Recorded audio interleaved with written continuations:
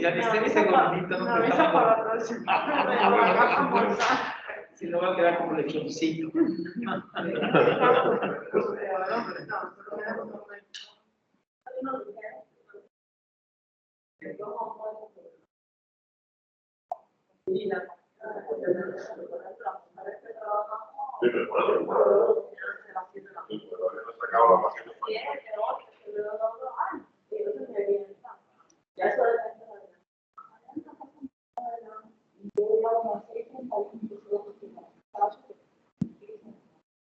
Ya cuando empieza el noticiero, que yo veo los titulares, y la reunida van a hablar de museo, que van a hablar de tráfico, de usuario, o van a hablar de la televisión.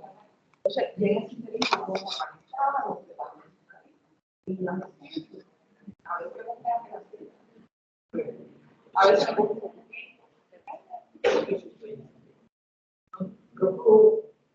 No se nota nada, eso sí. Nada más ahorita que he estado comiendo, me diga, ¿a qué tiene un buen riega? Me está burlando. Ustedes se toman igualito al final el año 27. Y no me contaban de semana, al final se toman igual, y desde la noche ya como que un jugo, que le llaman un licuado. Sí, chocolate con leche. Ajá, sí, una cosita así, ya y ya casi que. Yo en la ciudad de México,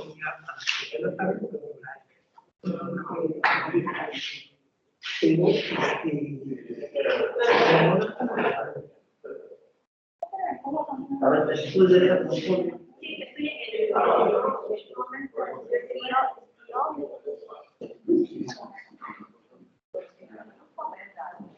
Sí, lo que dicho es que Yo casi no comí, porque me dieron el dolor de la cabeza. Yo no sé cómo puede hacer la gente cocinar y comer. Yo no cocino. Está listo cuando metemos. sí. Me voy a ver llegar la Sí, no, se me ve la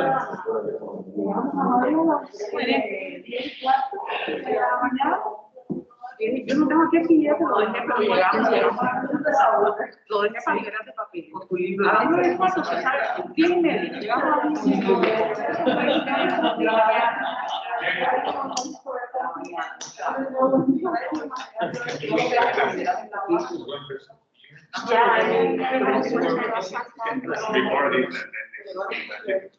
Ay, que me tocó también el estudio especial 32.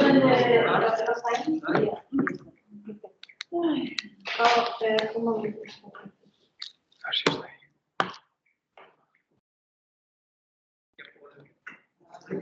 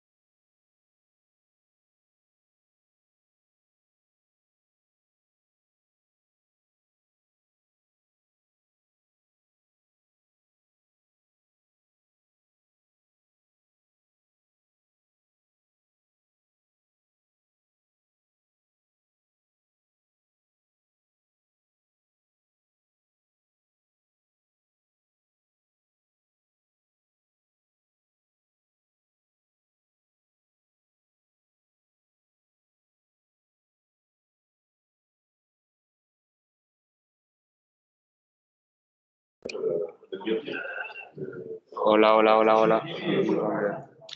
¿Cómo te va a acoplar?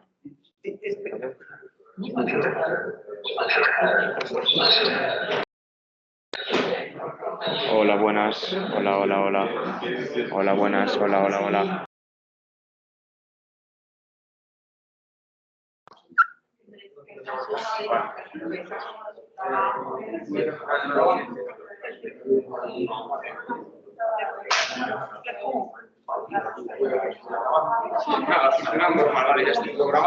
Muy bien, muchas gracias. Listo, todo esto. Abierto.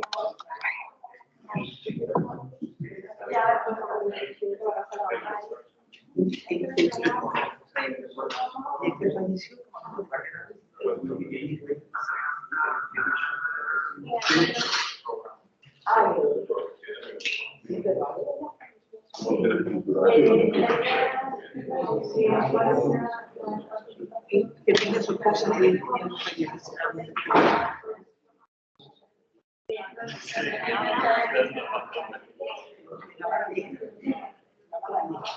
hay por un Federico Pari por allá.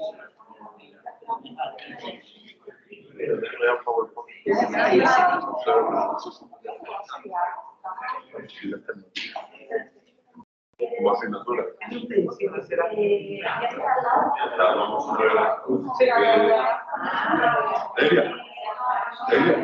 Delia. Ya PowerPoint ahí del celular.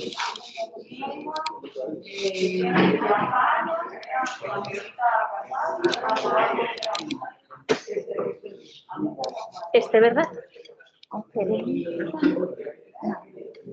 ¿El Museo de la Enseñanza Superior? No, no. Este es de Ay, perdón. Ese es de otra persona. Sí, pero fue el tema que nos mandaron ustedes Sí, por correo. sí. Ay, perdón, conferencia. Como todo el mundo le puso el mismo título. Le puso educación Parecido. superior. Muy bien. Está por allá, es una cosita así como esta, muy sencilla. Sí, la acabo de abrir también. Sí. No te preocupes. Arancha, entonces, ¿qué te parece si empiezan Jorge Rafael Vale. y queda Felipe a lo mejor para el final? Porque él creo que es el que no tiene Vale, nada concreto para esta parte. Sí. Y así él puede ir haciéndose una idea de... Sí. Muy bien.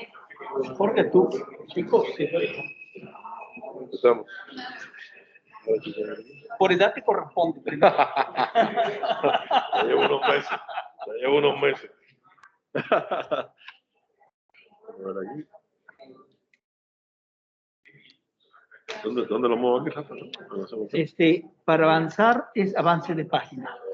Aquí. Pero tienes que buscar cuál es tu presentación. Está arriba, mira, busca la guía. ¿Es esta? Sí, a ver si es esa. No, esa es la mía. Sí. Esta de esa. No, yo creo que estaba Jorge. Dice. ¿Esta? Sí, busca aquí, a ver. Sí. ¿Es esa? Sí, ¿por dónde avanzo por aquí? Aquí te dice avance página. Esto es retroceder. Ajá, ese es avance. Perfecto. ¿Sí? Gracias. ¿De qué? Porque estos son los que uso, son estándares, pero lo que tiene la medida exacta mía es... Pues yo ahorita olvidé los otros o me abrieron la maleta, no lo sé, hasta que llega mi vida lo sabré. Aquí donde tengo la medida exacta.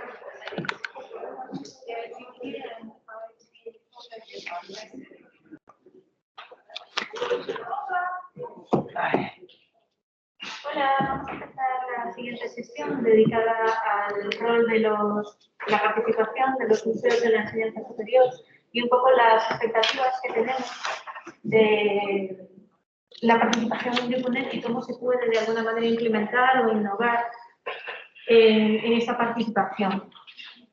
Van a participar con nosotros los directores de las tres instituciones museísticas que colaboran en UNED. Y creo que Jorge Fernández tiene una presentación preparada. Entonces, cuando quieras, Jorge. Sí.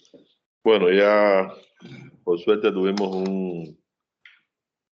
un adelanto que tuvo que ver con la presentación que hicimos hoy por la mañana de lo que es el Museo Nacional. Ya hay conocimiento y cada uno de ustedes está un poco más imbuido de lo que es en qué consiste también nuestra institución y los temas de investigación, las colecciones.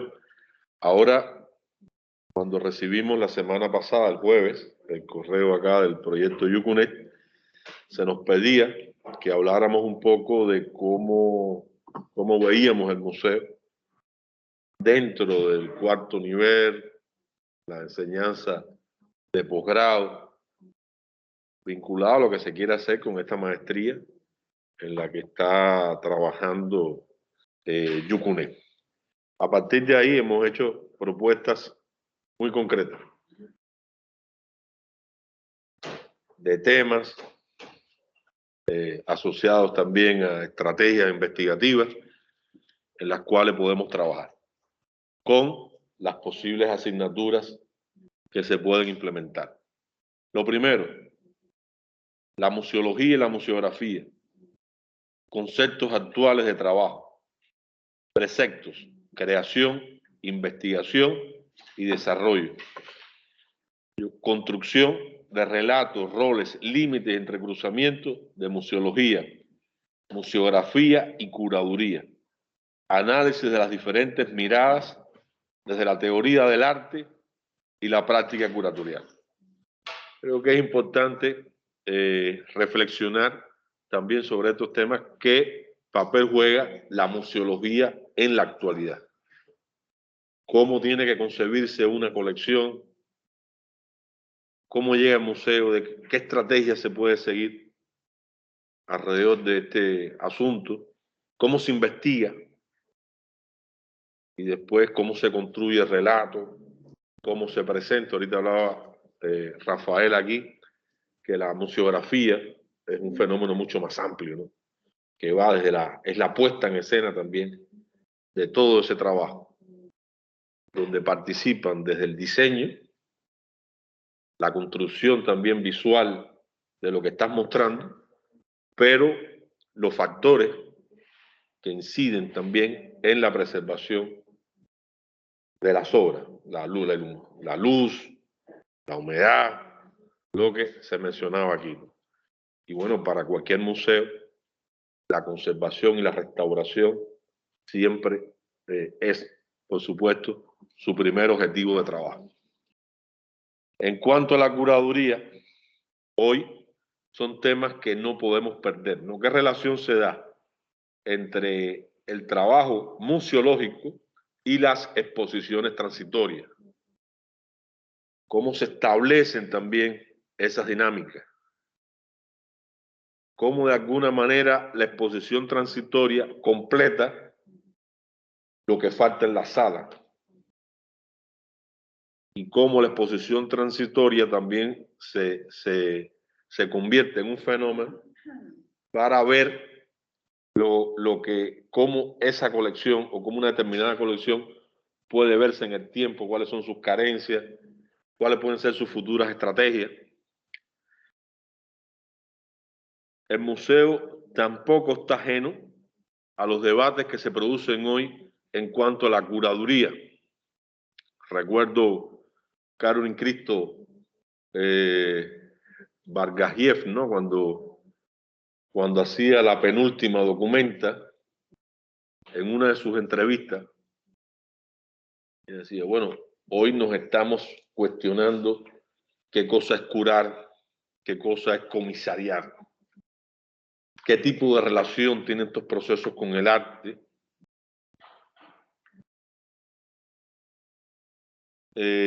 Boris Groy, en un texto que me envió de manera inédita, cuando dirigía yo la Bienal de La Habana, en la 11ª Bienal, decía, bueno, ¿por qué? Dice, ¿cuál es el sentido de la palabra curador hoy? ¿Cuál es la raíz etimológica también de ese concepto? Hay que curar porque la obra está enferma, porque la obra no puede explicarse por sí misma.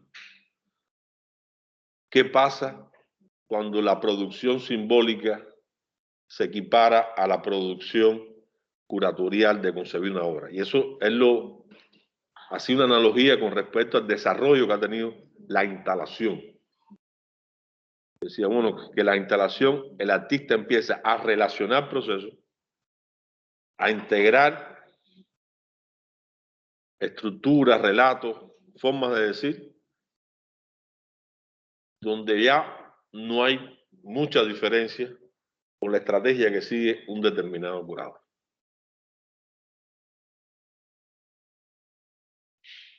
Son fenómenos en los cuales habría que reflexionar desde la actualidad.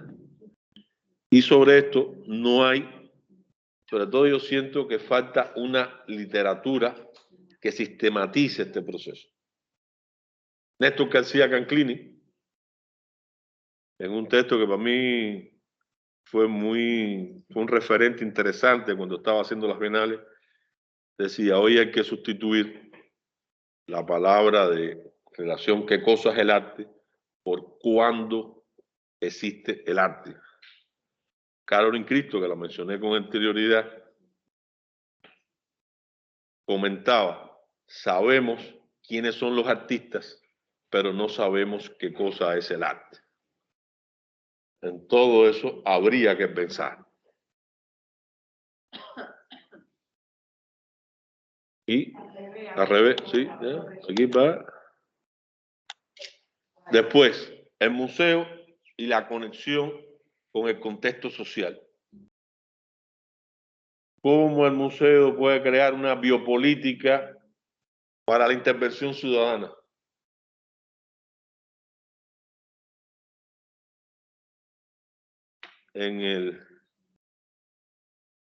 Ante que la pandemia nos conmocionara a todos, en los primeros días de septiembre del 2019, un congreso grande del ICON. Y a partir de ahí se abrió como una gran página en internet para que todos los países y los museos expresaran de forma libre su idea de cuál es el concepto de museo actual. Pude leer más de 250 términos en diferentes idiomas. Quizás uno de los que más me interesó fue uno que salió de Colombia. Decían, son formas de vida conectadas con la naturaleza, ¿no? Que los procesos de descolonización pasan por ahí. Cómo la sociedad civil participa en estos procesos. Cómo los grupos marginales, entre comillas, si el término realmente responde o no está bien utilizado, pueden tener un espacio también dentro del museo. ¿En qué manera el museo es un reflejo del contexto de la sociedad? Y es capaz de generar agencias para esos agentes que tienen que participar en la construcción simbólica de esos relatos. Y eso yo creo que es importante pensarlo.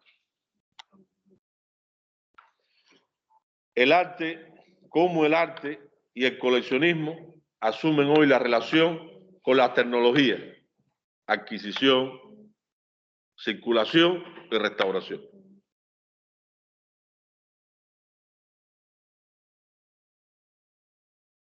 El museo nuestro tiene un gran reto, ¿no? Ya lo explicaba ahorita. Volviendo al modelo francés, es como si el Louvre, el Orsay, el Beaubourg y el Palais de Tokio fueran una sola cosa. El Beaubourg siempre ha tenido una política, a mi modo de ver, muy acertada con eso. Que la curadora que tuve el privilegio de conocerla, que estuvo muchos años ahí, Christine Manage, te das cuenta que coleccionan desde Godard, Chris Marker, Agnès Varda, que recientemente le hicieron también una gran exposición. Bueno, recientemente, hace unos años, 16, 15, hasta los procesos más actuales de artistas que están trabajando en la red, colectivos que hoy se mueven también de insurgencia social, que se mueven en la red, como puede ser Germain, ser algún tipo de proyectos de esta naturaleza, ¿no? Este grupo que se infiltró también en las campañas electorales de Bush. Bueno, cómo ese arte cómo el museo asimila ese tipo de obras. Los videojuegos. Hoy, por ejemplo, ZKM en Karlsruhe tiene una exposición inmensa desde el surgimiento del videojuego hasta ahora, ¿no? ¿Qué papel ha tenido eso dentro de la construcción de los imaginarios? El tema de la televisión, sus orígenes, todo eso hasta la actualidad. Hay que pensar cómo coleccionar, cómo restaurar, cómo circula también ese tipo de obras. Hay que decir también que uno de los museos que fue, antes que Reine, que los grandes museos que conocemos en España, que fue pionero eso, fue el Museo de Badajoz. Organizó, yo creo que a finales de los 90, principios de los 2000, una exposición que se llama Metamorfosis, ¿no? Que fue una de las exposiciones pioneras y apostó también por coleccionar ese tipo de arte. Ahí estaba Bukowski, estaba Rafael Lozano Hemer, estaba de México Arcángel Constantini. Había un grupo de artistas que eran quizás los pioneros que estaban trabajando con este tipo de lenguaje. Video también. Y bueno, ya digo, asociado a la restauración también. Aquí, uno de los problemas también que nosotros hemos tenido como Museo Nacional es que el museo, a pesar de que surgió en 1913 y que ya estábamos cerca del, pues estábamos en pleno modernismo, no tránsito hacia el modernismo, y habría que tomar también como referencia que su primer director era un arquitecto que también hacía escultura, se planteó la arquitectura en su primera idea de coleccionismo, pero después eso no tuvo una continuidad, a pesar de que inclusive coleccionó no solo arquitectura, se planteó coleccionar cine. Las primeras películas que se hicieron en Cuba, antes que existiera la Cinemateca Nacional, pertenecían a la colección del museo. Sin embargo, la arquitectura, tanto el diseño gráfico como el diseño industrial, con toda la riqueza que hay en Cuba, no fue objeto de un coleccionismo sistemático, continuado, dentro del museo. Y esos son temas que hoy están ahí. Temas del urbanismo, los temas del diseño. Yo recuerdo también en las bienales que tuve que dirigir, una de las referencias fue un gran teórico de origen colombiano, Jesús Martín Barbero, doctorado por la Universidad de Lovaina. Y Jesús Martín Barbero, cuando hablaba de los nuevos retos de la comunicación y hablaban también de esos nuevos sensorios que se crean, refiriéndose también al pensamiento de Walter Benjamin, decía, bueno, el diseño como la expansión del arte. No es nada que tiene que ver solo, no es algo que solamente responde ahora a esta contemporaneidad. Ese fue el espíritu del Bauhaus, ese fue el espíritu también de la Viena de principios de siglo, ese fue también la gran utopía de la modernidad. Cómo socializar el arte, llevarlo también a las grandes masas. Yo creo que es importante también dentro de estas posibles asignaturas cómo intervienen hoy las ciencias sociales en la definición de las principales estrategias de comunicación, instrumentación de estas estrategias en relación con los públicos. Decía Canclini también en La Sociedad sin Relato, decía, ante la crisis, ¿no?, de la antropología, de la sociología, de la filosofía, sobre el arte ha caído una gran responsabilidad. Cómo se crean estos mundos del arte, cómo se crean estos campos del arte. Y en ese sentido creo que el arte cada día necesita más de una epistemología que integre y que sea un proceso electivo de ir incorporando diferentes saberes a la práctica artística. Se habló mucho aquí, bueno, yo recordaba cuando esto hay que mantenerlo, la mediación y la labor de mediación del museo, estrategias educacionales y formación de público. Lo comentábamos aquí. Recuerdo desde que estaba en la Bienal en mis conversaciones con Luis Carnícer. Carnícer me decía, mira, vamos, dice, si harías una bienal radical de verdad, si haces una bienal de arte y educación. El arte cada día, entonces no puede sentirse que Carnícer partido también, bueno, y América Latina tiene una tradición extraordinaria. Pensamiento de Pablo Freire, que ha sido inspiración, experiencias que hay en Brasil, y todo lo que ha escrito sobre esto Ana Mae Barbosa, que es una referencia también del trabajo de mediación de los museos.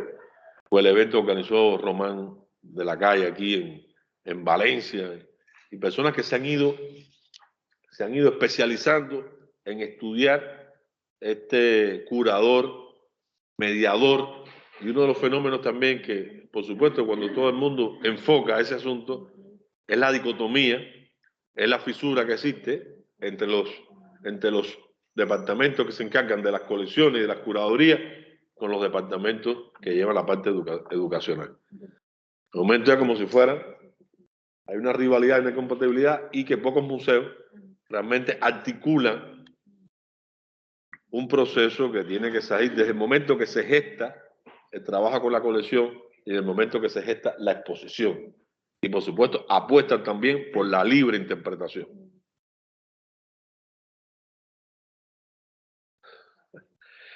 Volviendo a Canclini, en la Bienal de Venecia, a mí me dio mucha risa porque él, en la Bienal del 2003, la que hacía Francesco Bonami, la Bienal como título era La dictadura del espectador. Y después eran muchos subtítulos, exposiciones que se derivaban unas de otras, y dice Canclini, ¿y por qué no hablar de la dictadura del curador? Y a veces lo que pasa es que el dictador dice, esta es mi curaduría, esta curaduría tiene que decir esto, y el mediador tiene que repetir lo que dice el curador. Bueno, aquí llegó la fundadora del máster de arte contemporáneo. No tuviéramos nadie aquí si no estuviera la catedrática que fundó el máster de arte contemporáneo, Marisa Sobrino, que es un honor que nos esté visitando. Vamos a tener que suspenderte porque ya te tarde en mi presentación. Ya no tienes 5 puntos. Entonces, Carnícer me hacía el cuento cuando fue curador pedagógico de una bienal, después fue curador de un museo. Así una anécdota fantástica, que había una exposición de arte abstracto. Por cierto, esta imagen que ven aquí es uno de los artistas que ha trabajado la abstracción en Cuba, Rigoberto Mena, que es un taller ahí con niños que fue fabuloso. Ese taller tiene otra anécdota también interesante. Pero bueno, voy a referirme para no desviarme. Jorge. Ya. Termino con esto. Y lo que decía Carnícer, ¿no? Había una exposición de abstracción y él estaba un poco en una pizarra moviendo imágenes de cómo se interpretaba esta exposición, y vino el curador, el director del museo, y le dijo, el museo, no me gusta lo que está haciendo, el museo no es una escuela. Y a partir de ahí se le ocurrió otra obra a Carnícer, que la se compraron varios museos. En la portada del museo puso, el museo sí es una escuela. Y eso pienso que hoy el trabajo con los públicos es súper importante. Y por último, bueno, gestión de archivos, almacenamiento de la información. ¿Qué pasa hoy? El archivo no puede ser una biblioteca. El archivo tiene que tener una gestión a nivel de museo. Tiene que tener un concepto integrador, donde hay obras en arte contemporáneo que el trabajo procesual las convierte en un archivo. Son documentos. Aquí, y la restauración como trabajo interdisciplinario que permita un estudio abarcador de todos los materiales orgánicos, tecnológicos que involucran a los procesos que definen la producción simbólica actual.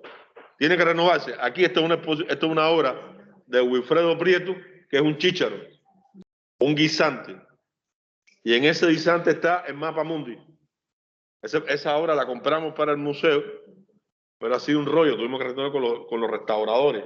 Recientemente el museo no solo que hablaba de la restauración de las obras que hoy circulan en internet, sino obras que de alguna manera incorporan la materia orgánica, que tienen otras dinámicas, que no es la pintura, el óleo, el acrílico, la escultura, que no es la instalación clásica. El concepto de restauración también tiene que renovarse. Y ya, muchas gracias. Disculpen los 3 minutos que me robé.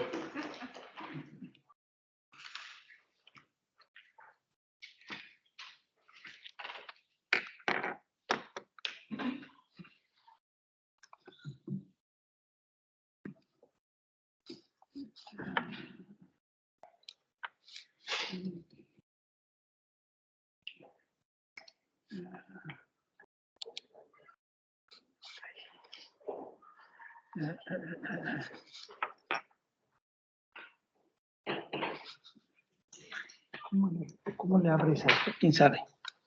Pero bueno, se ve aquí. Para abrirlo así. Pero,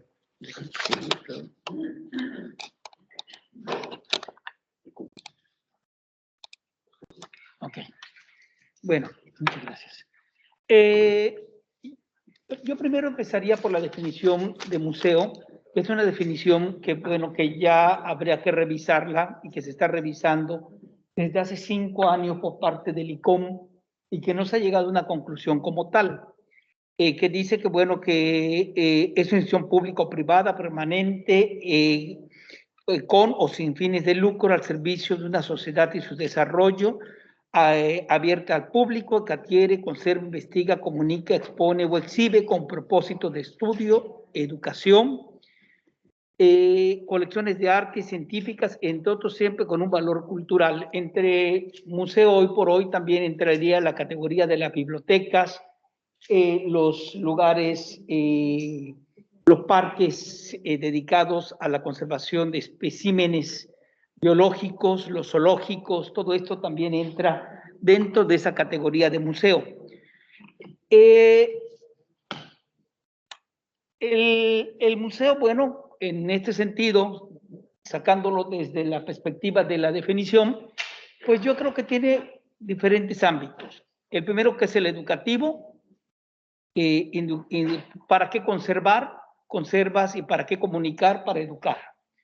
El científico, que tiene que ver no solo con el proceso de mediación, de transmitir conocimiento, sino también del rescate de la creación de los procesos creativos. Ayer veíamos en esta visita a la catedral, bueno, el trabajo que se ha hecho con restauración y que se documenta, para investigar, y se investiga mediante metodologías científicas. El social, que es la apropiación, y el político, que tiene que ver con la participación ciudadana y la generación de conciencia del patrimonio.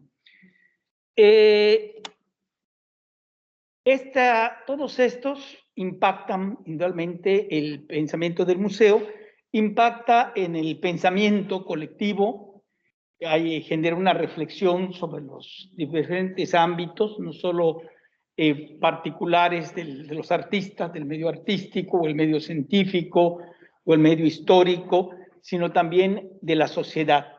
Genera memoria, todos los museos deben generar una memoria, la memoria que es esta documentación, digamos, que se va superando, porque también, bueno, cada investigación supera a la anterior, o a la completa, o la revisa, o la redirige, ¿no? Genera desarrollo, pues sí, hay un desarrollo a través también de los museos. Los museos, cuando nosotros hablamos de museo, también tenemos que pensar como el museo como una industria creativa, que hablaba Fab City hoy, ¿no? Pero bueno, también genera el turismo, hay un desarrollo, y también inmobiliario, y también económico, y también desde muchas perspectivas, bueno, poner un museo como el Guggenheim de Bilbao en una zona deprimida, pues bueno, hace que esa zona se levante y que esa zona vuelva a ser visitada y hay una revaloración económica en torno a ello. El goce, bueno, indudablemente no todo lo que se expone, todo objeto museal, está vinculado a la intelectualización. No todo el mundo tiene que entrar a tratar de generar conocimiento, sino es una inmersión sensitiva que te da el goce, es lo que ahora se llama ocio, ¿sí? El ocio que, bueno, acá antes cuando tu abuela te decía, deja de estar de ocioso, pues te decían que dejaras de estar perdiendo el tiempo. Hoy es una materia que se estudia como tal dentro de los procesos museales. El Museo de la Educación, bueno, ¿cómo se va a insertar este museo a través de la educación? Primero, su primera función, educar a través de la academia, el conocimiento, la técnica, ¿sí? Y la descripción. Un museo desde el que revisas una ficha técnica que te dice óleo sobre tela, siglo tal, o generas una sala del arte renacentista, pues ya estás contextualizando y estás generando y estás educando. Investiga, porque hay una metodología y aplicación. También produce, el museo produce y debe auspiciar también la producción artística, pero también la producción crítica. Un museo que no genera crítica y que no genera también referentes críticos, pues se convierte en un espacio silenciado, silencioso dentro de una sociedad.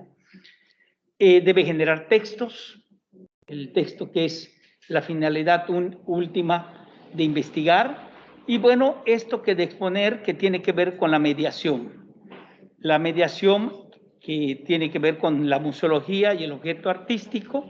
Hoy por hoy la museografía, que también es un término muy amplio, ya la museografía no es el concepto que conocíamos hace 10 años, porque bueno, el simple hecho de poner el objeto en la vitrina tiene que ver con algo que se llama expografía, ¿sí? De poner los gráficos, pero la museografía tiene que ver con procesos científicos de conservación y tiene que ver con otras vinculaciones, pero también la mediación, ¿sí? Cómo redactas una cédula de sala que sea entendible para qué público, para quién va dirigido, cuando te sienta el diseñador que depende del área de museografía o de expografía con el curador y le dice, ese título está muy largo para generar al público y no atrapa la idea general, ¿sí?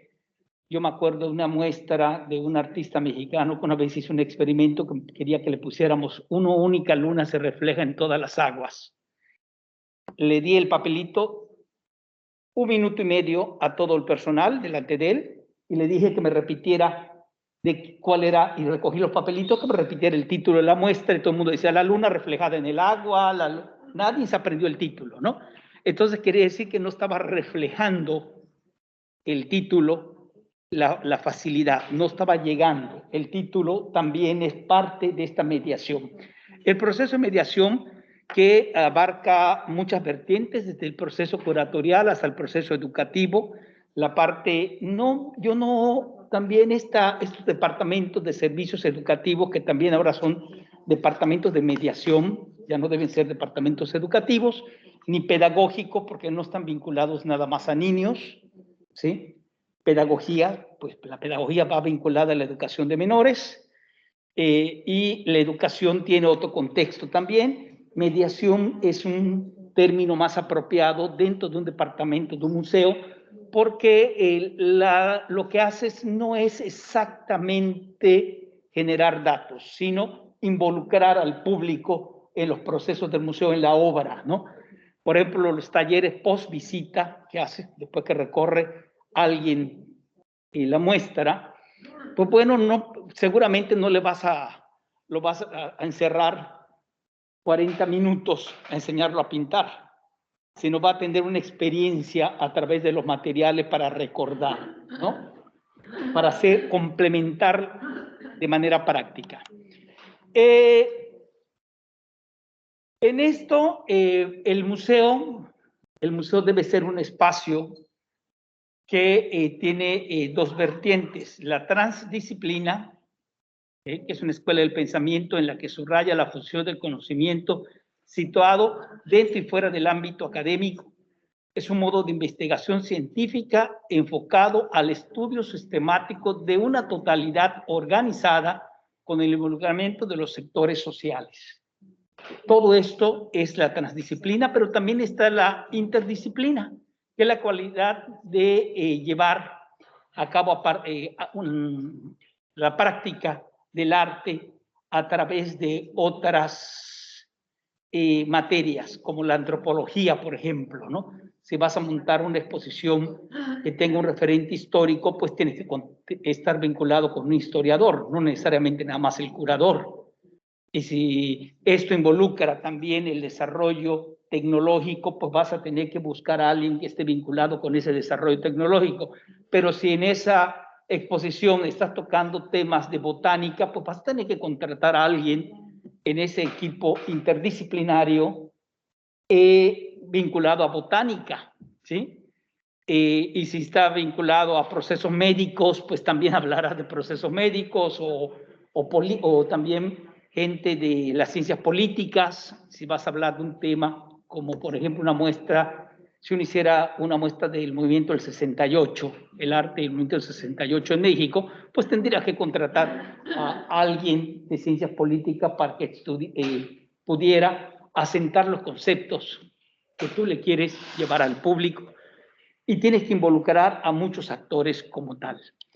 El museo, de ello, yo concluiría que tiene 4 grandes funciones que se desprenden de esa definición ya caduca, porque es una definición ya caduca la del Museo del ICOM.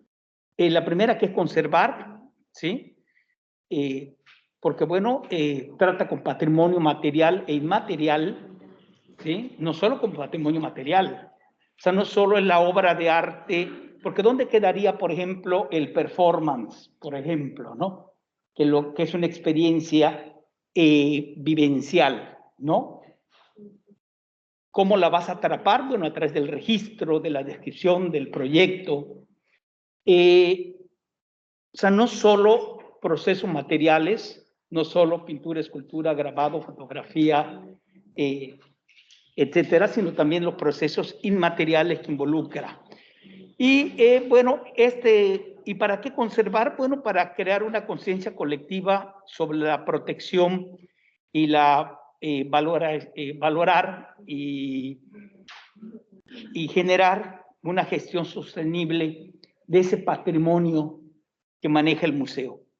Se investiga, bueno, esta investigación comienza desde la catalogación, que no es un inventario, no es un listado como de compras, sino que tiene que ver con algo más, una catalogación profesional de una obra de arte. Tiene que ver con restauradores, porque vas a hablar de los materiales que está hecho, de los procesos, etc. La función de comunicar, que es la función de mediación, que involucra al curador, al educador dentro del museo, al personal de museografía, al personal de diseño gráfico, al personal de comunicación social, que se va a decir hacia afuera, cómo se va a comunicar. Todo eso tiene que ver con procesos de mediación, pero también tiene que ver al interior del museo con la gente que hace los recorridos, ¿no?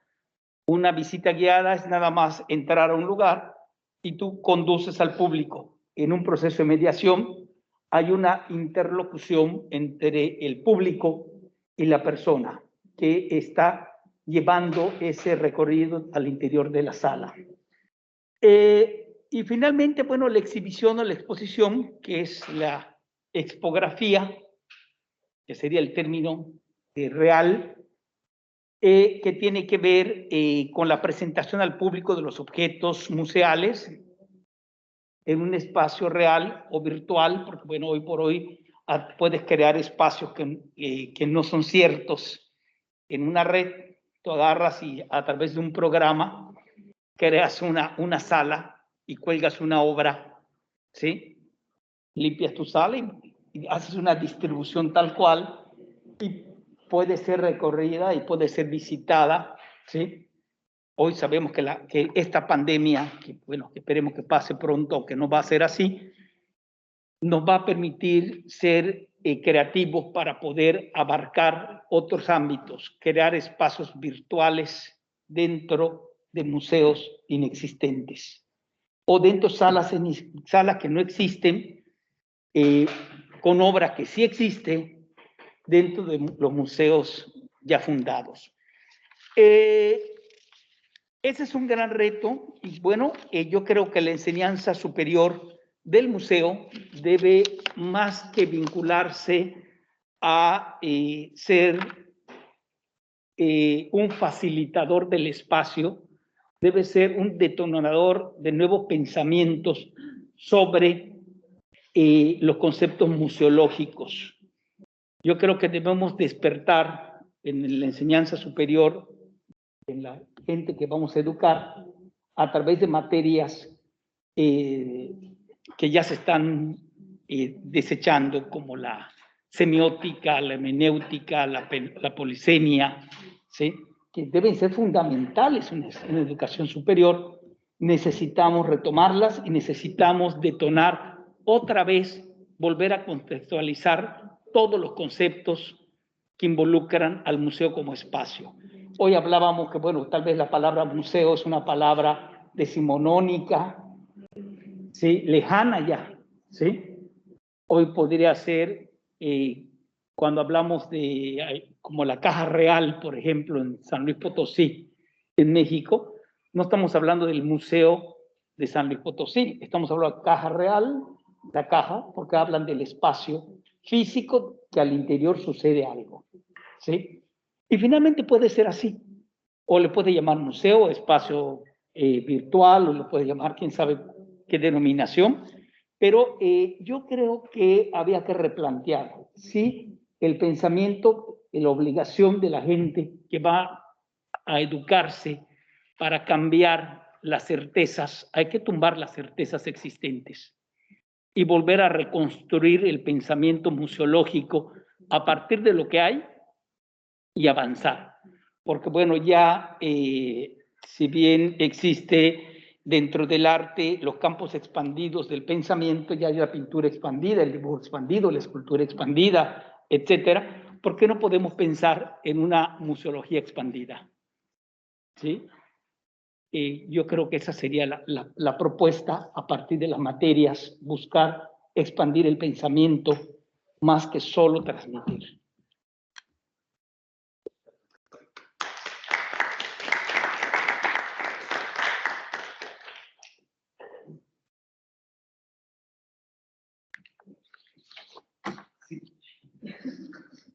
Well, I'm not sure it will be as articulated as my colleagues. I only have some experience to share about art and education, and I often have struggled actually with the word education when it comes to museum. Not because I don't value education in the museum, and I actually fully believe and embrace that if the museum or cultural institution, a theater, is part of an industry, it's part of the knowledge industry. It's not the same as education. I actually think education could be a bit of a scary word. It could come with the burden of authority and truth. And in my world, which is the world of contemporary art, very often what we show in the museum rub against the grain of any kind of truth. So there is almost a conundrum there, or a contradiction. But how do you educate about object, project that actually are pushing us against the grain of a traditional education? And I go back, often when I think of that to the artist, maybe what I was saying this morning, about the difference in art and culture. I quote the artist, art is what we do, culture is what is done to us. When you put the art through the filter of the traditional education program, you domesticate a little bit what you're looking at. The real question is maybe the question of transgression and the question of liberation. How can we teach, to quote Bell Hooks, how can we teach to transgress? How can we use the museum as a platform where we can teach our audience to transgress what they know and what they've been taught? For me, it's always an amazing experience when I see a class coming to the museum, and you start to talk to them as curators or as museum director, and you realize that what you say might actually go against what they learned in school. And you can see a little bit when you open the door of thinking, learning, teaching outside of the box, how this phenomenon of liberation can appear in a young person. I have actually great experience about this kind of, I would say, haptic education. Once, and it's a very personal experience, but I also think that as museum directors or curators, we contribute to the distribution of knowledge, to the transgression of knowledge, if the transgression could be a positive transgression. I remember actually years ago giving a tour of an exhibition, and it was an exhibition dedicated to I mentioned the artist this morning, Joseph Beuys. And it was a fantastic experience. It was a box with a piece of fat, because Beuys used fat. And I was explaining that, and I saw a man in front of me, and I could see that he was getting more and more upset. But upset, I could see like the body language was upset, and at some point he couldn't take it anymore. And he exploded, and he screamed at me in front of the group that were there, said, "This is shit. This is not art. This is shit. My son can do it." So I look at him and I ask him to repeat what he just said and to think about it. And he told me, "This is shit. My son can do it."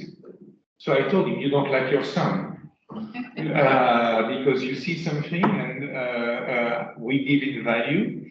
And then your argument is because someone who you do not believe has reached a level of education, a sufficient level of education, that this is shit." So the conversation went actually not in a very good direction after that. But I met this man again a couple of years later, and we had, where I was, a collection of Joseph Beuys pieces. And I talked to him, and I said, "Look, I don't like what happened, and I would love to take you again, one-on-one, to do a visit of our collection of Joseph Beuys." And I took him through the collection, and I explained him. We spent 1 hour, and at the end, I asked him. He told me at the end, we left the room, and he told me, "Oh, I get it. I understand." So I look at him. I say, "So, what do you think? Now, do you like Joseph Beuys?" He told me, "No, I still don't like it. Actually, I like even less now that I understand what it is, but I respect it. And now I respect the work that Joseph Beuys has done." And that was for me a fantastic experience, because it became about something else. Everything that Beuys was doing would transgress his conception of the convention of what this person thought art should be. I have another example, which I think is really great, because from this example, as a museum professional, I try to learn how I can implement this example in programs, in my relationship with the educators we work with. And it was great. It was the artist, American sculptor, Charles Ray. And one day he came to the museum. It was at the Walker Art Center in Minneapolis. And we had a fantastic sculpture by Charles Ray, which is a car that has been crashed. A car that was involved in a car accident. That the artist decomposed piece by piece, then recasted every single part of this car in fiberglass, and then we put it together. So it looks exactly like the destroyed car, just gray, like a model, like, you know, when you were a kid and you do this maquette before you paint it. And so Charlie was in the museum. We were walking around because he wanted to look at his piece. And at some point, we heard some noise. And I go back to what you were saying about museums should produce language, and I think museums should make noise too. You know, when you make noise and you do something that is not familiar. So we heard some noise, and we realized there was a classroom of small children coming to us, and as overly protective curator, I almost grabbed my artist and said, I'm going to protect you from this horde of people, children making noise. And the artist told me, no.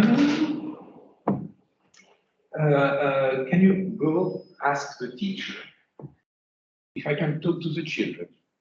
And I was like, really? You want to talk to the children? He said, yeah, I want to talk to the children. So I went to the teacher.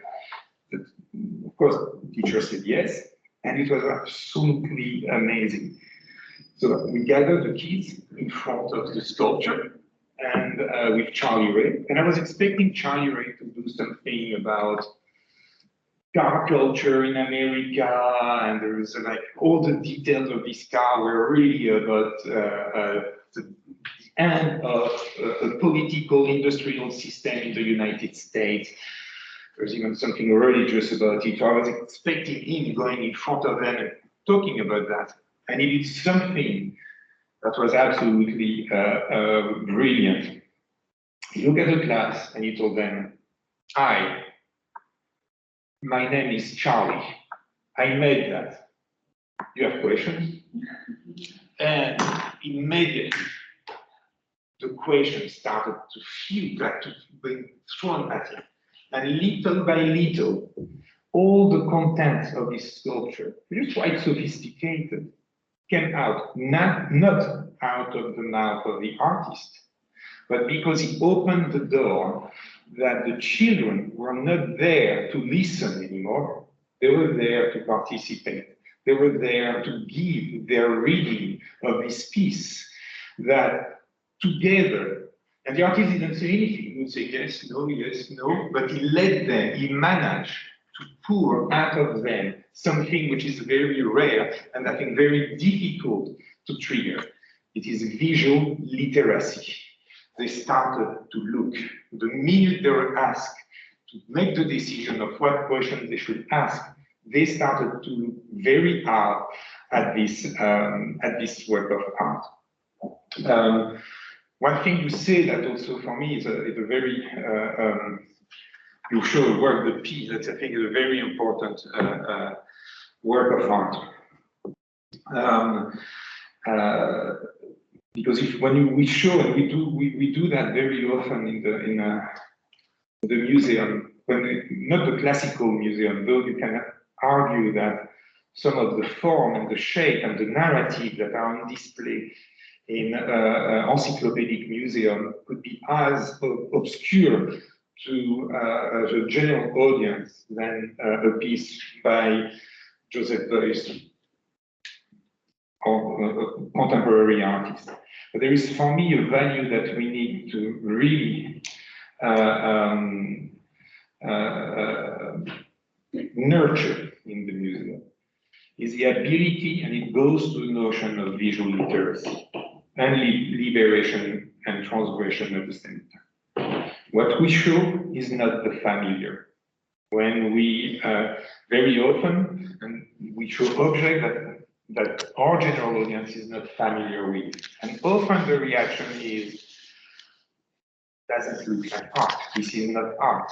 And that's very important, actually, that we should encourage them to think, actually, that it doesn't look like art. And because it doesn't look like art, it makes it even more interesting.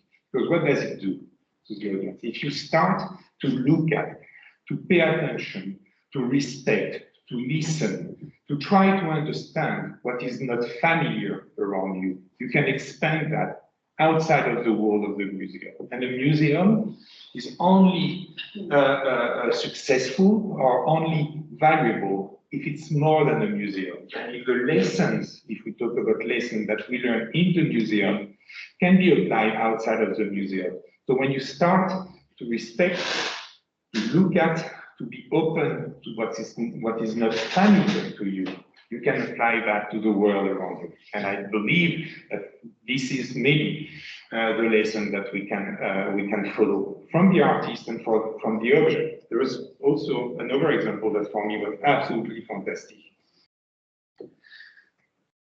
which was an exhibition organized at the Guggenheim Museum in New York by the artist Tino Sehgal. I don't know if you know the work of Tino Sehgal. There is no object. There is actually the production of knowledge, the production of conversation, the exchange. We can say actually that the work of Tino Sehgal is, by definition, what a museum should be doing: creating content, creating literacy. And this project at the Guggenheim was fantastic. I think, if I remember well, it was about progress, the notion of progress.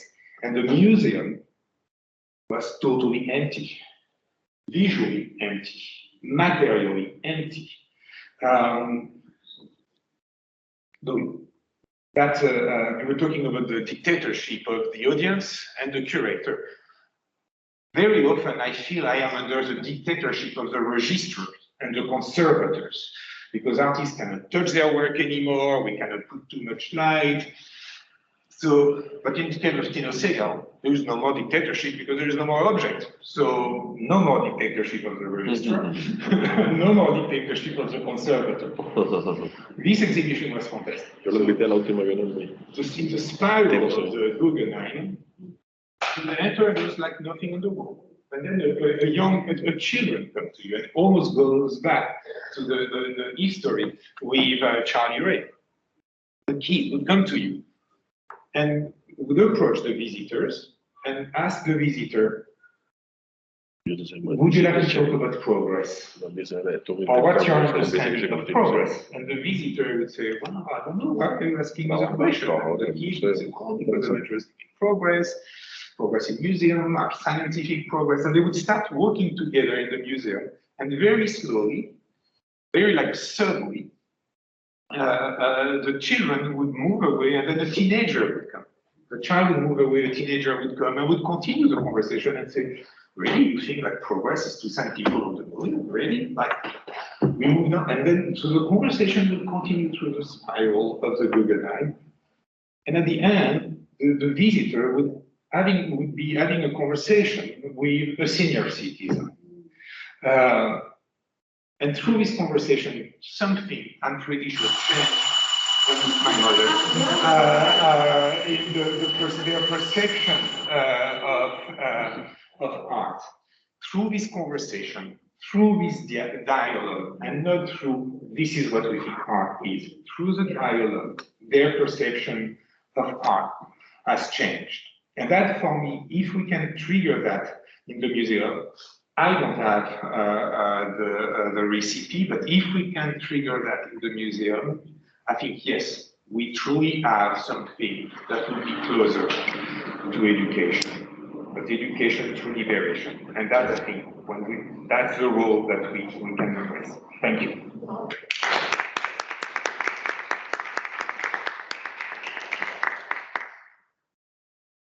Estamos bastante mal de tiempo. Muy mal. Podemos renunciar a la comida. Es una opción, pero creo que tendríamos un amotinamiento. Pedimos pizza. Puede ser, la verdad es que con el panel que tenemos es como para dejarlo pasar y además con la presentación que de Eva también, pues es una opción a considerar. No sé si alguien quiere hacerles alguna pregunta aprovechando que están aquí o algún comentario. Si no, casi tal vez pasar a la presentación de Eva o...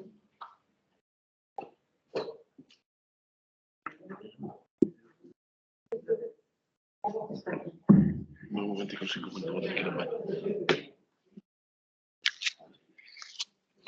no sé si entre vosotros tenéis algún comentario, alguna pregunta, algo que cierre un poco la conversación. No, nada, creo que se han dicho cosas, además, tres perspectivas que a mi modo de ver se complementan, revisando términos y conceptos, coincido con lo que él dice, puso dos, aquí se hablaron, por supuesto, dos ejemplos, creo que Rafa decía algo interesante, la museología expandida, y ahora oía a Felipe hablando de Tino Segar, y cómo queda la conversación, y cómo queda la conservación, la conservación de todo eso. Y al final son dos artistas. Esto es algo interesante, que al final los museólogos, los curadores, nos podemos reunir, pensar, elaborar, pero siempre el arte se anticipa.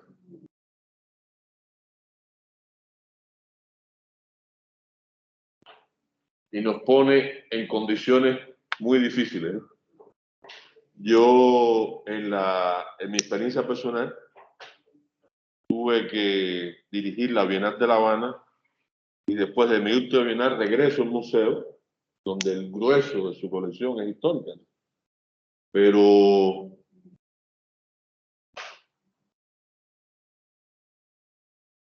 no hubo, en mis últimas bienales no hubo pintura, no hubo... La obra se diseminaba en el propio contexto, ¿no? Y entonces fue una bienal muy radical en ese sentido. A alguna gente le gustó y otra gente me puso a parir, como dicen los españoles. Que era un dislate, que como había sido una bienal donde no se veía, muchas cosas no se veían. Imagínate, Nicolás Pari, que es un artista colombiano que trabaja en relación a arte y educación, estaba en una escuela. Y lo que estaba pasando con los estudiantes y los profesores en esa escuela no era para que ningún coleccionista ni nadie lo fuera a ver, solamente era una experiencia que estaba sucediendo en ese momento. Tino Segal, también lo invitamos a esta bienal, y la obra era un intercambio con las propias gente que visitaban el museo y con los trabajadores del museo. Ahí no había otra cosa que la experiencia que estaba viviendo con esas personas de Tino Segal.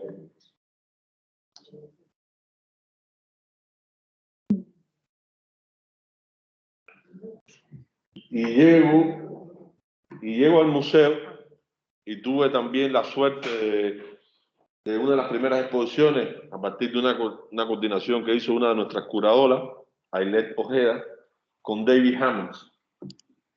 Y David Hammonds, lo primero que me dijo: me has caído bien, pero yo no hablo con ningún director del museo, no me interesa, no tengo tema de conversación. Y la otra, quiero hacer una exposición que no sea en Cuba, en la Bienal de La Habana, que todo el mundo viene.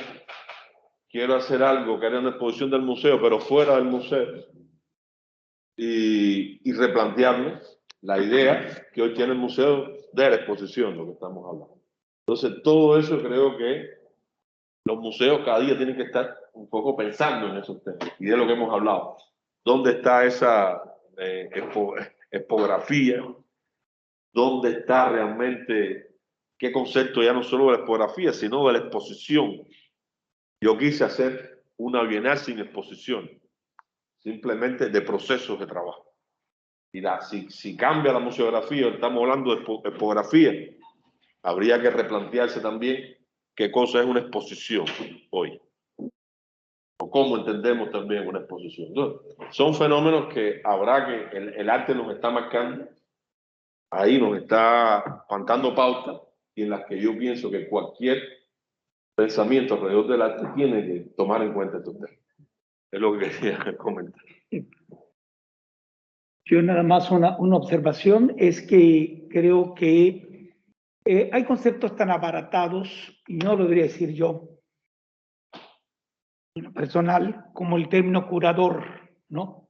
Para Latinoamérica. Hoy por hoy cualquier gente que hace 3 muestras sin ningún conocimiento de nada en absoluto, se hace llamar curador, ¿sí? No tiene, no sabe lo que eso implica.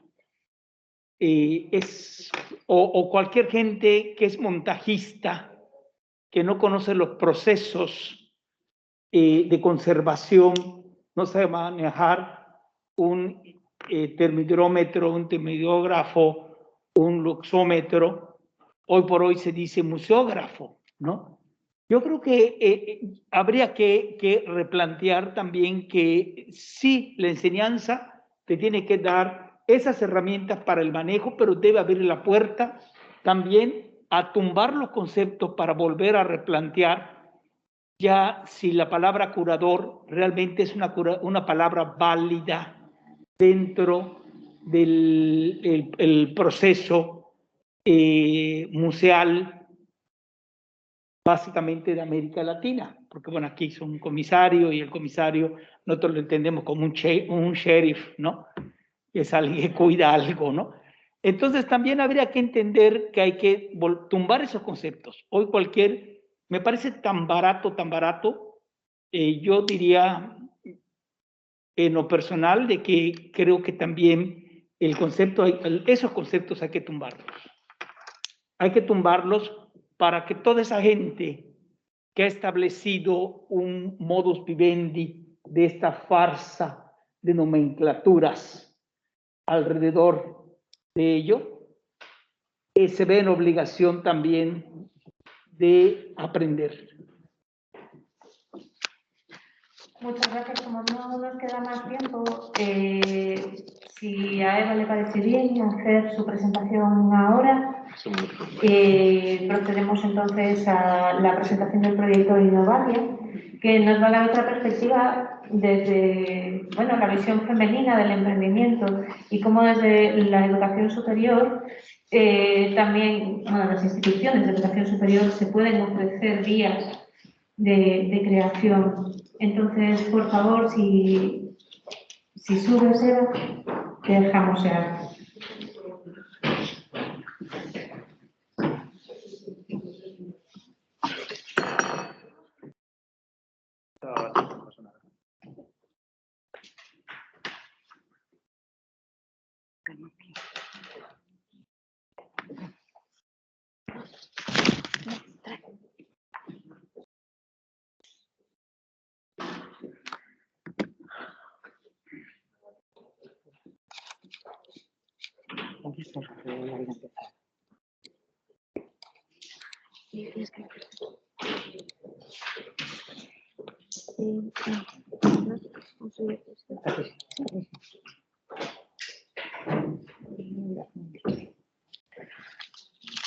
Bueno, vamos rápidamente, simplemente, presentar a Eva. Eva es licenciada en Económicas por la Universidad de Santiago y desde el año 2006 es responsable del programa Woman Emprendia, que está especializado en el análisis y la promoción de la investigación, el desarrollo y la innovación orientada a la creación de spin-offs en el ámbito universitario. Es también, desde el año 2011, la coordinadora del proyecto Innovatia 8.3, que cuenta con el apoyo del Instituto de las Mujeres, del Ministerio de Igualdad, ¿verdad? Si no me equivoco, Eva, español, y que tiene como objetivo el desarrollo de una metodología de creación de spin-off universitarias desde el punto de vista femenino. ¿Por qué decidimos contar con Eva para estas jornadas de Yucunet? A lo largo de estos días se ha hablado de los objetivos del proyecto Yucunet, de los objetivos concretos, pero creo que es importante también recordar los objetivos del programa Erasmus, el programa que financia el proyecto Yucunet. El objetivo general es apoyar el aprendizaje permanente, el desarrollo educativo y profesional, contribuyendo así a un crecimiento sostenible, al empleo de calidad y a la cohesión social. Hay varios objetivos específicos. El proyecto Yucunet está dentro del objetivo de educación, que lo que pretende es promover la movilidad educativa de las personas y los colectivos, la cooperación, la calidad, la inclusión, la equidad, la excelencia, la creatividad y la innovación. Y dentro de las prioridades del programa Erasmus, los programas Erasmus, y por la tarde lo hablaremos, al hablar de los informes tanto intermedio como final, el programa tiene una serie de prioridades que se espera que todos los proyectos Erasmus Plus, digamos que aborden. Uno de ellos es la inclusión y la diversidad. Está también la transformación digital, el medio ambiente, el cambio climático, pero bueno, por eso contamos hoy aquí con Eva. Dentro de esta prioridad de inclusión y diversidad, el programa aspira a promover la igualdad de oportunidades, el acceso, la inclusión y la diversidad y la equidad. Entre muchos de los obstáculos que hay que superar todavía para lograr estas metas, están, por ejemplo, son solo algunos ejemplos, evidentemente hay muchos más, pero están, por ejemplo, los vinculados a la discriminación de cualquier tipo, ¿no? Relacionada con el género, con la edad, con la religión, con las creencias, con la orientación sexual. Y por eso nos pareció importante que Eva nos trajera esta perspectiva de género aquí a las jornadas de Yucunet. Eva ya ha sido reclamada de alguna manera por bastantes proyectos Erasmus Plus Capacity Building para tratar este tema, y bueno, es una suerte para nosotros poder contar con ella aquí. Gracias. Perdón por la rapidez, pero vamos un poco mal. Gracias, Ana.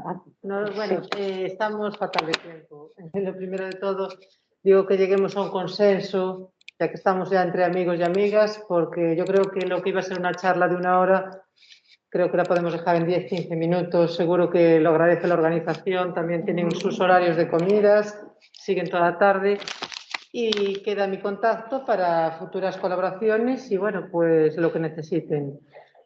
Ana, voy a coger el... Sí, no, quédate aquí, que yo creo que llega, ¿no? Preséntate también. Bueno, sin problema ninguno. Tú, Ana, me vas diciendo el tiempo, porque claro, decimos 10-15 minutos y después no lo cumplimos, ¿no? Pero hay que cronometrando. Bueno, cambiamos totalmente de tema, que seguro que a estas horas de la mañana también lo agradecen. Vengan aire nuevo y temas diferentes. Yo también, como Ana y como los compañeros de esta facultad, trabajo en la Universidad de Santiago de Compostela, pero no trabajo ni en la docencia ni en la investigación. Es un tema importante. Ayer, cuando inauguraban esta reunión, hablaba la vicerrectora de Ortega de las 3 misiones de la universidad, hablaba de la docencia, de la investigación y del impacto social. Es decir, que lo que ocurre en las universidades también se ponga al servicio de la sociedad. Hoy ha habido claros y buenos ejemplos. Yo trabajo en la Oficina de Transferencia de Resultados de Investigación, que en España tienen las nomenclaturas OTRI, es decir, dependo del Vicerrectorado de Investigación y de Innovación y del de Igualdad.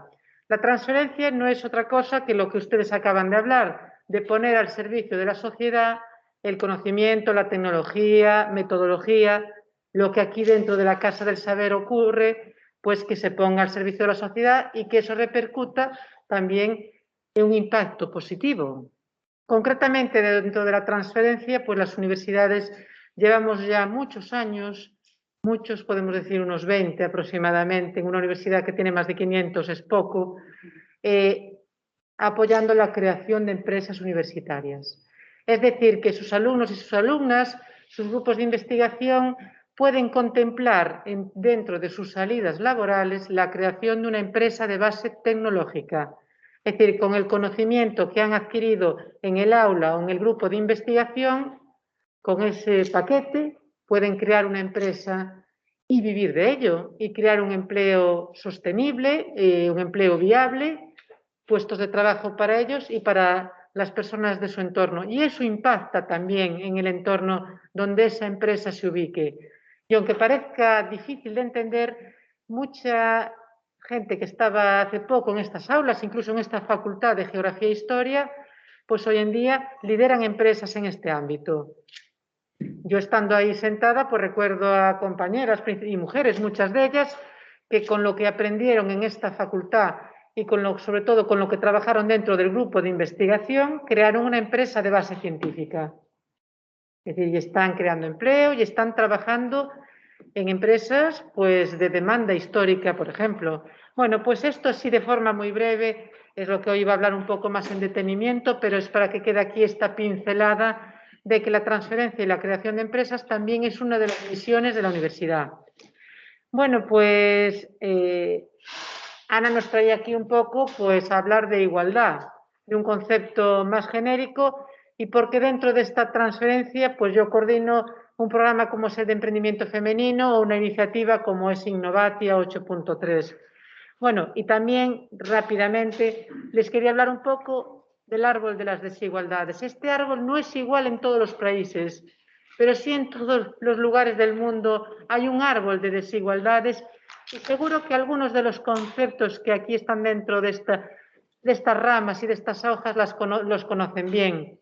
Seguro que de precariedad, desempleo, brecha tecnológica, las mujeres y la informática. Estos temas seguro que les suenan.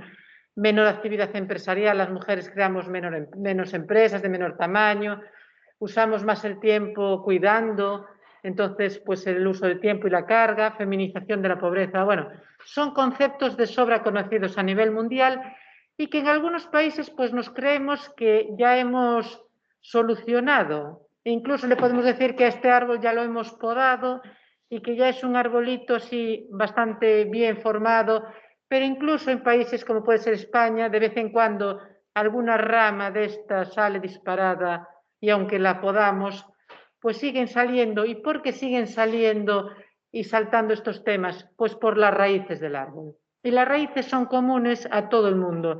Las raíces hablan de un androcentrismo. Y esta es la realidad que nos ocupa, la división sexual del trabajo.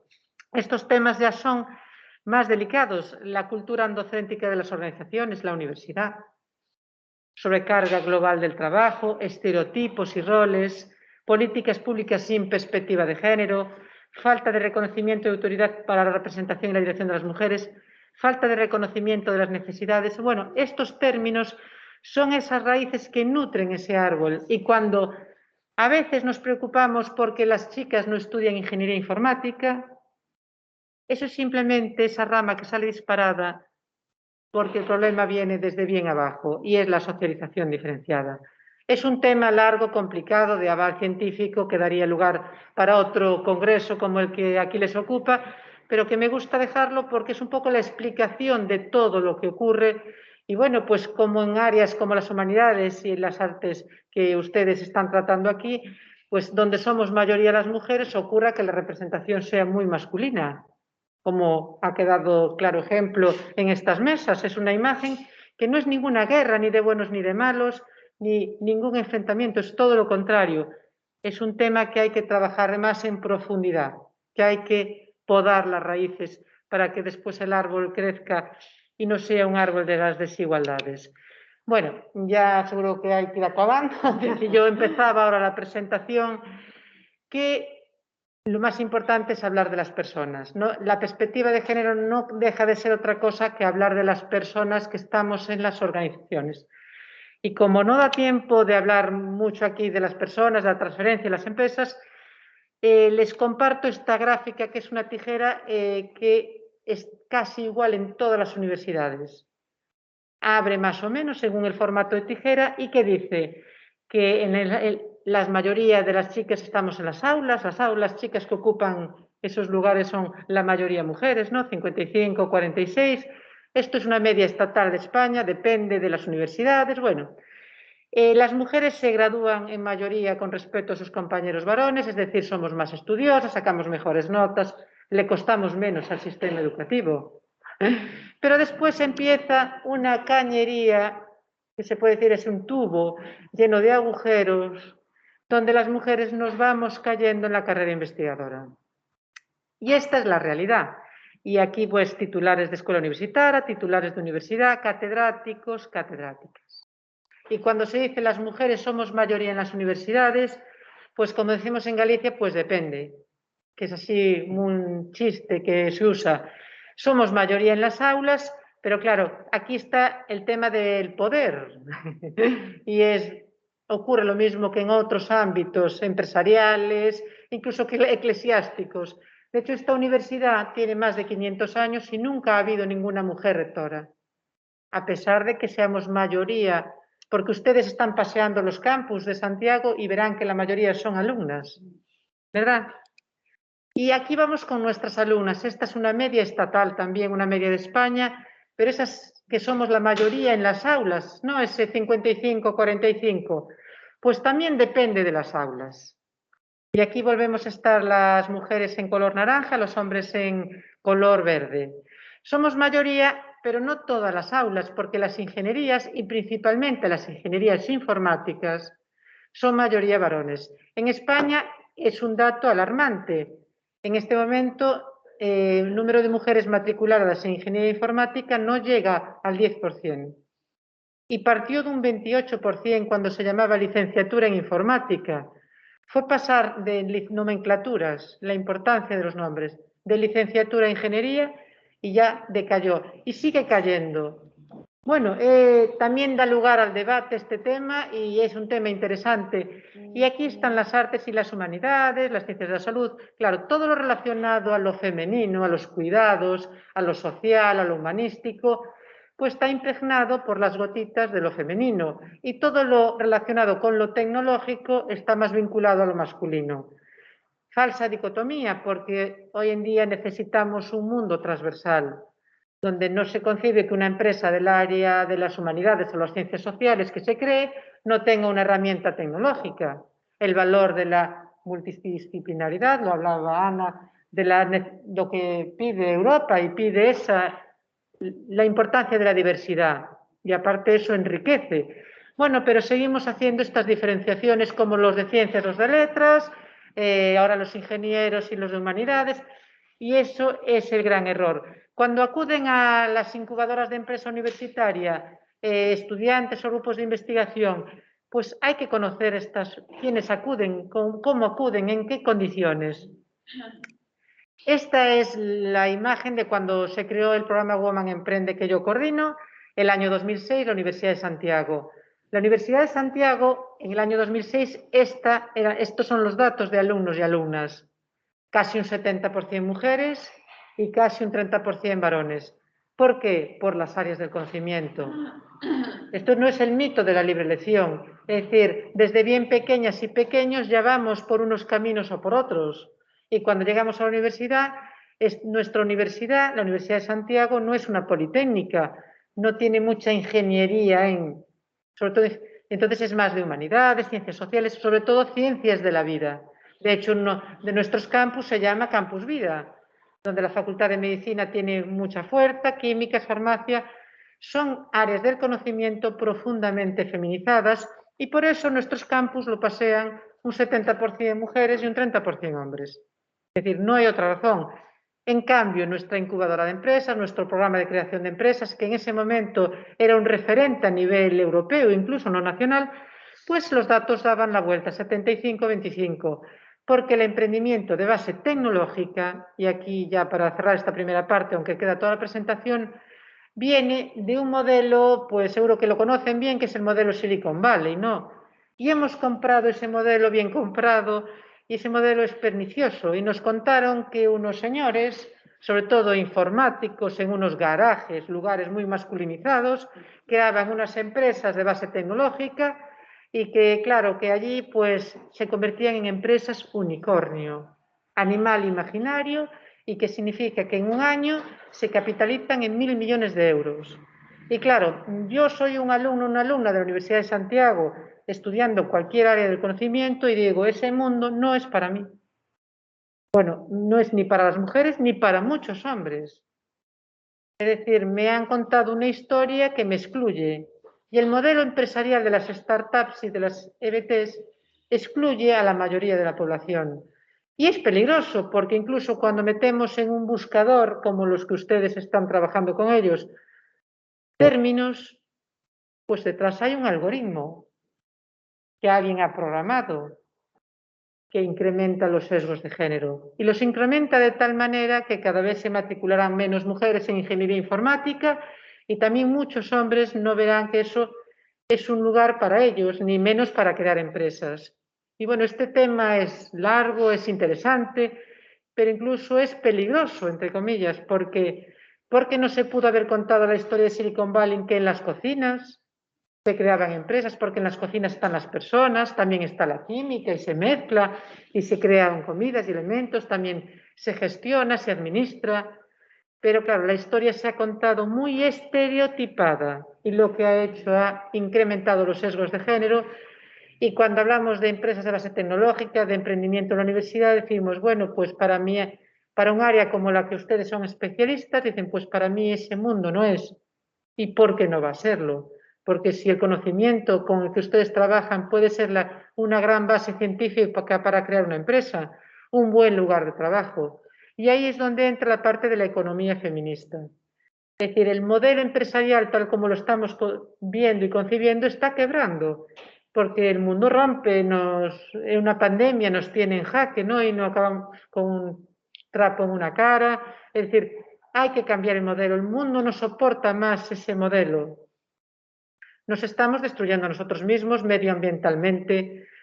Bueno, pues basta mirar lo que nos ocurre. Y es el momento del feminismo y de la economía feminista, que ya no es un asunto solo de mujeres, es un asunto de hombres y de mujeres y que entre todos y todas pensemos que hay que crear buenos lugares de trabajo. Es decir, donde la gente, por ejemplo, que se forma en la universidad, vea que con el conocimiento que ha adquirido, sea del área que sea, puede crear una empresa o trabajar en lo que considere o pueda.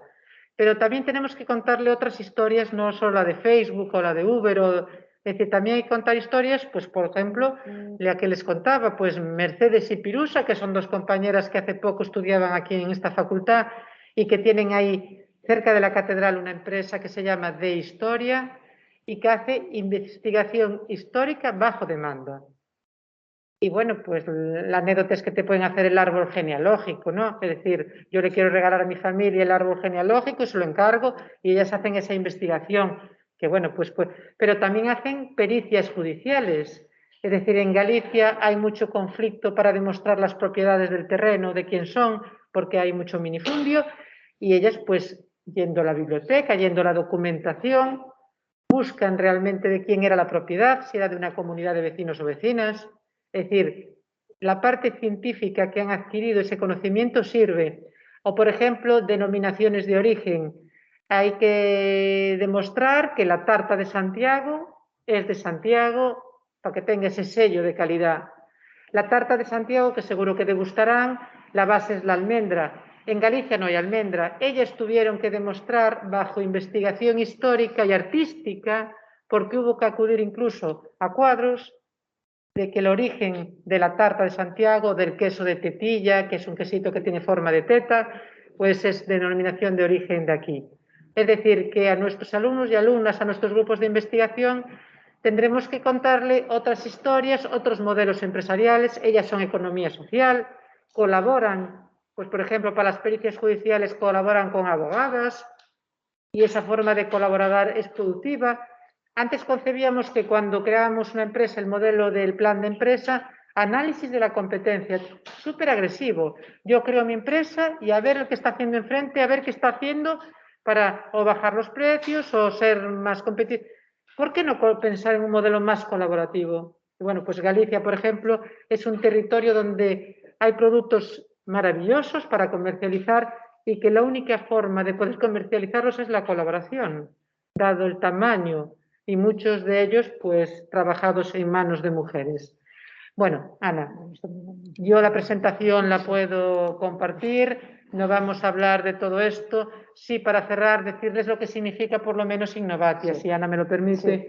Innovatia 8.3, somos todas las universidades de España, públicas y privadas y centros de investigación, que esta reflexión tan rápida y tan, bueno, pues poco profesional que les acabo de dar, la compartimos para que cuando se haga transferencia, temas de creación de empresas, se haga con perspectiva de género. Innovatia es en latín, porque no todo tiene por qué ser en inglés. Es decir, tenemos una lengua maravillosa que podemos emplear, de latín innovatio, innovatia, y habla de innovación, tecnología, que es conocimiento de todas las áreas, y el 8.3, que parece muy informático, pero es el 8 de marzo, que es el Día Internacional de las Mujeres. Bueno, nada más, pero todo nuestro trabajo está recogido, bueno, que nos sigan en las redes sociales, por supuesto, porque pues también tenemos que hacer ese impacto, ¿no? Para todo nuestro trabajo se recoge en esta página web, que todas las herramientas y material está a su disposición, está allí también mi contacto. Y bueno, pues siento haber sido tan rápida y que han quedado muchísimas cosas por contar, pero bueno, pues esto es el inicio también de una amistad y de una relación. Bienvenidos a Santiago, y también nos gusta que conozcan esta universidad, que es pionera también en temas de transferencia y sobre todo que lidera la transferencia con perspectiva de género a nivel nacional desde hace ya casi 20 años. Muchas gracias.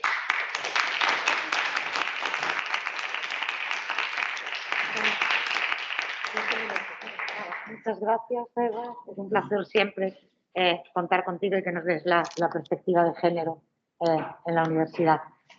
Bueno, nos vamos ahora ya a comer. Llegamos un poquito tarde, vamos tarde siempre hoy en todos lados, pero bueno, y a la tarde seguimos. A la tarde empezaremos, ahora tenemos el tiempo para comer en el restaurante y seguimos a las 4. Aquí a las 4. Muchas gracias. Bueno. Gracias. Estuvo bien, ¿no? El retiro. Yo creo que los 4 conceptos fueron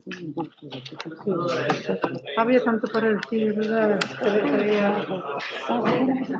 Pero las una economía feminista tan bonito de eso, se traía un producto que no había como más. Bueno, ¿dónde está el tiempo perdido, no? Sí, pero bueno, la conversación muy interesante, pero evidentemente fue muy breve. Pero claro, de una hora pasó 10 minutos.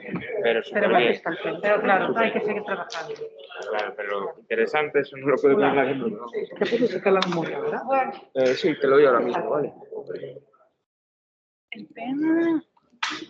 Lo quité y no tengo.